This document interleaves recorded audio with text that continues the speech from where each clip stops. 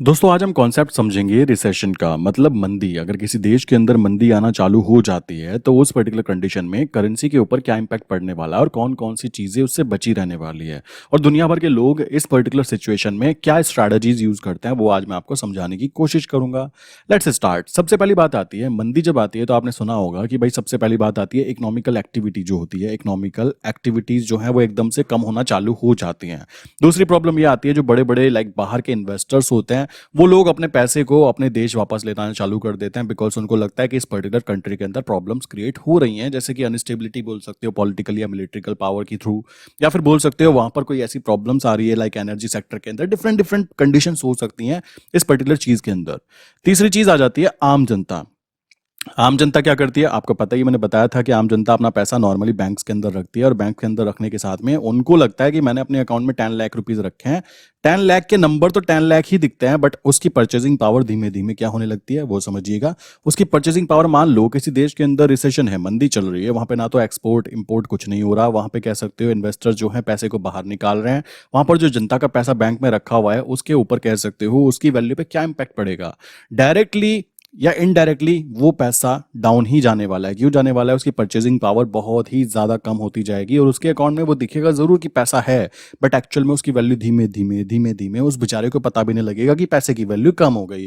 तो करेंसी में कौन कौन सी चीजें होती हैं जब किसी देश के अंदर इंपोर्ट एक्सपोर्ट नहीं हो रहा है, लाइक वहां पे जो इन्वेस्टर्स हैं वो वहां पे पैसा नहीं लगाना चाह रहे। कॉमन सी बात आती है वहां पर उनको दिख रहा है कि यहाँ पर इतनी बिजनेस अपॉर्चुनिटी, इकोनॉमिकल एक्टिविटीज नहीं है, तो वहां से पैसा बाहर ले जाने का मतलब होगा कि किसी देश की करेंसी अगर गिर रही है तो वहां पर क्या चीजें होंगी। वहां पर आम जनता क्या करेगी? आम जनता को कुछ खास फर्क नहीं पड़ता, उस बेचारे को इतनी नॉलेज नहीं है। उसके बाद में यहाँ पे म्यूचुअल फंड्स होते हैं, उसके बाद में यहाँ पे कह सकते हो बैंक सिस्टम होते हैं, उसके बाद कह सकते हो गवर्नमेंट होती है, उसके बाद इन्वेस्टर्स होते हैं जो इंडिविजुअल लाइक पर्टिकुलर कंट्री के ही होते हैं। वो लोग क्या करेंगे? वो एक बहुत ही सेफ जगह ढूंढेंगे जहां पर वो अपने पैसे को इन्वेस्ट कर पाए ताकि उनके देश में जो प्रॉब्लम चल रही है उस प्रॉब्लम से उनको निकाला जा सके। तो वहां पर अभी की कंडीशन की बात करूं जो वर्ल्ड वाइड लोग यूज करते हैं, यूएस डॉलर के अंदर बात करते हैं।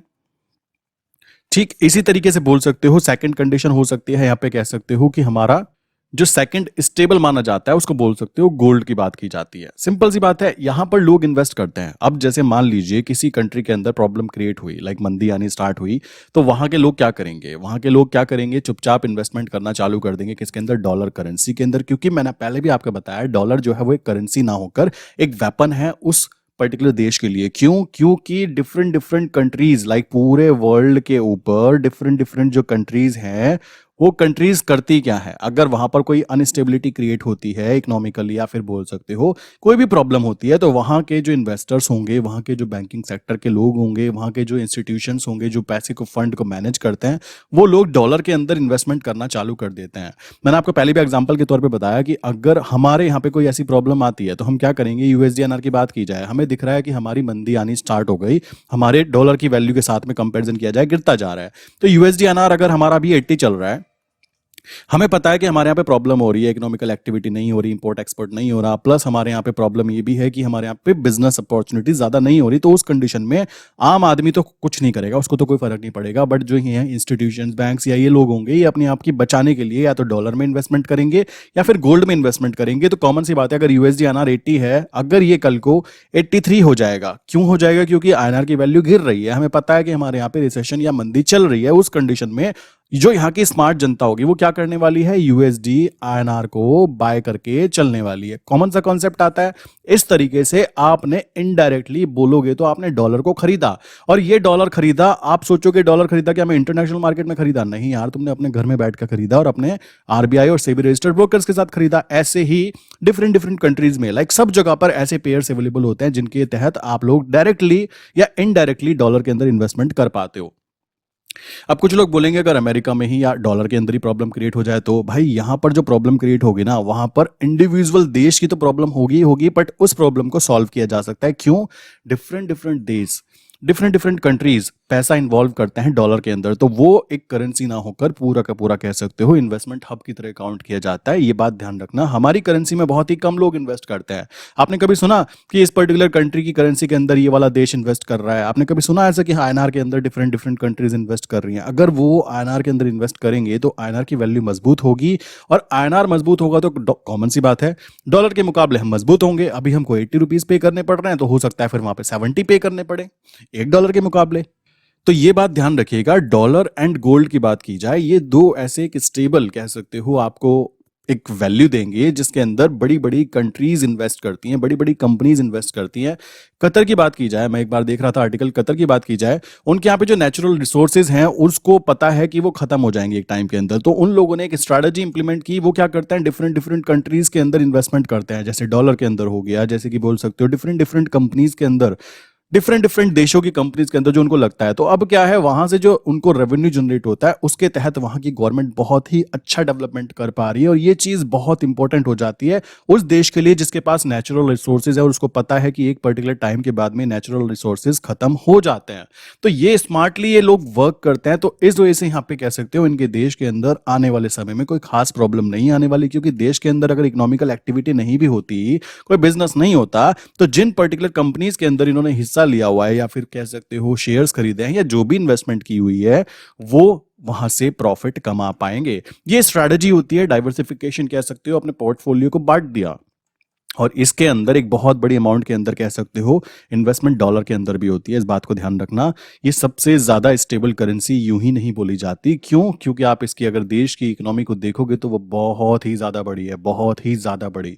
तो कॉमन सी बात है, वो बड़ी होने का रीजन क्यों है, उसके पीछे का गेम जो है वो ये है कि बहुत सारी कंट्रीज भरोसा रखती हैं किस चीज के, कि भाई यहां पर इन्वेस्टमेंट करना सेफ काउंट होता है। हमारे इंडिया में क्यों नहीं किया जाता, हमारे यहाँ पे क्यों नहीं किया जाता? सोचने वाली बात है। रीजन है क्योंकि हमारी करेंसी के ऊपर ज्यादा लोगों को विश्वास नहीं जो डिफरेंट डिफरेंट कंट्रीज की होंगी। अगर वो इन्वेस्टमेंट करना चालू कर दें तो ऑटोमेटिकली ये चीज मजबूत होना चालू हो जाएगी, और जो यहाँ पे प्रॉब्लम आई भी है उसको फेस किया जा सकता है। और मैं फिर बोलूंगा, आम जनता जिसके अकाउंट में पैसा रखा होता है ना, वो पैसा रखा रहता है, उसको लग रहा है मेरा तो 1 करोड़ ही है यार, बैंक के अंदर 1 करोड़ ही दिख रहा है, कम तो हुए नहीं भाई, तुम्हारी परचेजिंग पावर कम होती जा रही है। अगर मैं बोलूं कि भाई मंदी हुई, और मंदी होने पर एक इंपैक्ट और आएगा, आप खुद सोचो, जब इकोनॉमिकल एक्टिविटी नहीं होगी तो हमारी जो निफ्टी होगी या फिर हमारी जो बैंक निफ्टी होगी, लाइक बैंकिंग सेक्टर की बात की जाए, उसमें भी ऐसे ही होता है। अभी आपको पता होगा जब लाइक कोविड कंडीशन थी तो एसबीआई के शेयर की वैल्यू 170 रुपीज तक चली गई थी। कॉमन सी बात है, अभी वो अगेन 640 के आसपास आ चुका है। रीजन, उस पर्टिकुलर टाइम पर कोई भी इकोनॉमिकल एक्टिविटी नहीं थी, उस पर्टिकुलर टाइम पर कोई भी ट्रांजैक्शन नहीं हो रही थी, उस पर्टिकुलर टाइम पर कोई भी ऐसा बिजनेस नहीं हो रहा था। तो कॉमन सी बात है, अगर बिजनेस में कमी आएगी तो निफ्टी की वैल्यू भी ऑटोमेटिकली डाउन जाने वाली है। हमारा जो बैंक निफ्टी इंडेक्स है उसकी भी वैल्यू कॉमन सी बात है डाउन जाने वाली है। क्यों? जब यहां पे मंदी होगी, लोग क्या कह सकते हैं कि बैंकों से लोन नहीं लेने वाले। क्यों? उनको बिजनेस रन करने का कोई मतलब नहीं बैठता, क्योंकि उनको दिख रहा है कि कोई पैसा खर्च करना नहीं चाहता।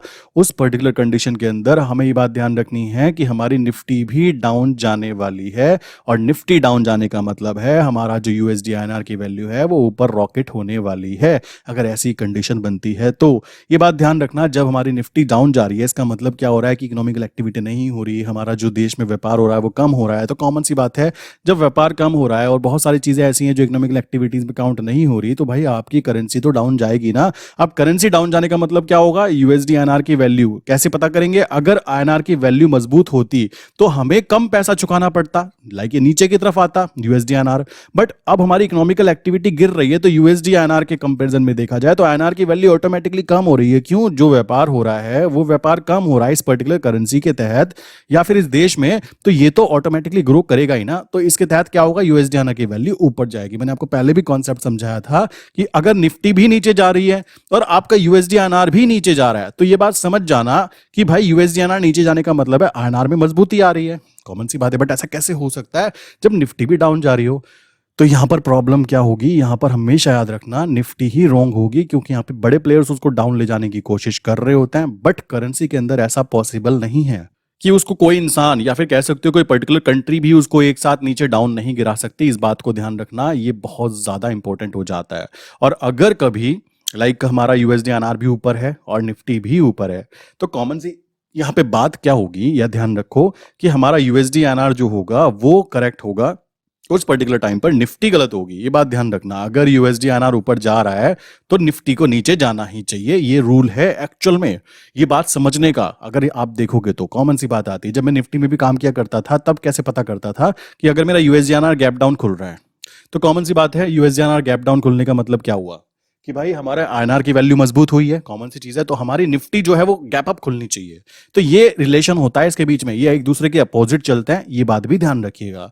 सो आई विश मैंने आपको एक्सप्लेन कर दिया कि क्या होता है मंदी के टाइम पर, किस तरीके से करेंसी में इन्वेस्टमेंट की जाती है, किस तरीके से बड़ी बड़ी कंपनीज या बड़े बड़े लोग जो होते हैं इन्वेस्टमेंट करते हैं अपने देश के।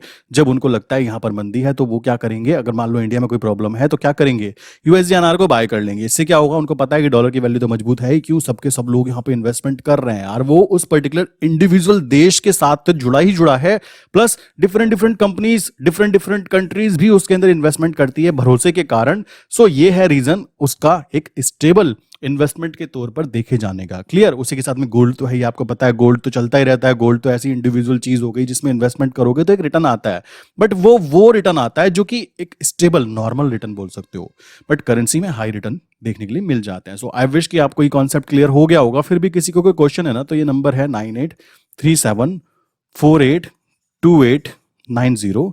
यहाँ पे आप हाई करके मैसेज भेज सकते हो या 8077521043। ठीक है, इनमें से किसी पे भी आप हाई करके मैसेज भेज सकते हो। आपके जो भी क्वेश्चंस होंगे अबाउट करेंसी ट्रेडिंग, मैं मेरी टीम आपको इजीली वहां पे एक्सप्लेन कर देगी।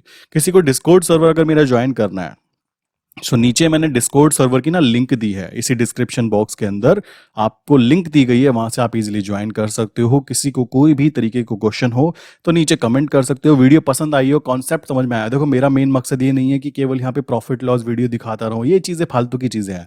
वो तो हुआ तो बता दिया, नहीं हुआ तो इट्स ओके, बट मुद्दा है फाइनेंशियल नॉलेज को गेन करना।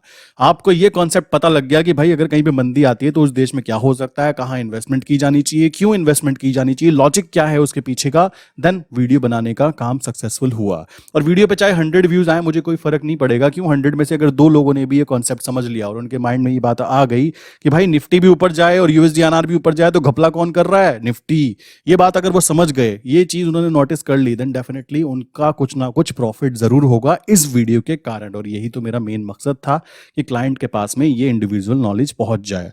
आई विश ये कॉन्सेप्ट क्लियर हो गया होगा कि मंदी में क्या प्रॉब्लम्स आती हैं और क्या होता है अगर किसी देश के अंदर मंदी आना स्टार्ट हो जाए, दुनिया में आ जाए। उस कंडीशन में भी ध्यान रखना कि सारी दुनिया के जो लोग होंगे वो कहां पैसा लगाएंगे, आप खुद ब खुद बुद्धि लगा सकते हो कि कहां वो जाना पसंद करेंगे, क्यों स्टेबिलिटी कहां पर थी, वो चीज वो जरूर नोटिस करेंगे। यही कारण है उस देश की इकोनॉमी इतनी ज्यादा बड़ी है, पूछिए मत। तो कॉमन सी बात आती है, क्वेश्चंस का आंसर बिल्कुल क्लियर हो गया होगा। चलिए मिलते हैं नेक्स्ट इंपॉर्टेंट वीडियो के अंदर इसी तरीके से फाइनेंशियल नॉलेज को ग्रो करते हुए।